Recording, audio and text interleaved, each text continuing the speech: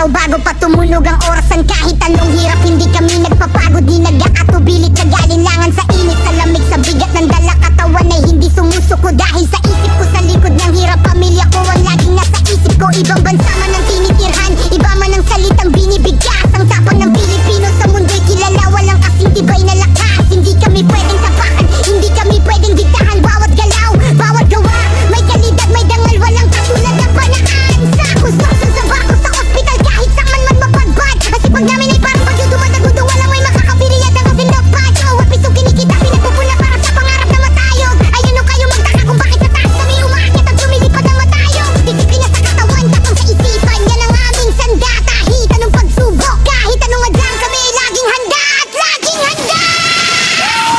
Where we go, maangas ang laban, sa hirap at ginhawa, hindi kami iiwan. Where we go, matibay ang kalooban, dala ang pangalan ng bayan, sa taas ay ahon.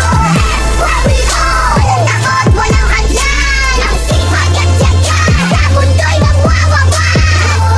Where we go, walang takot, walang hadlang, ang sipag at tiyaga, sa mundo'y magwawawan.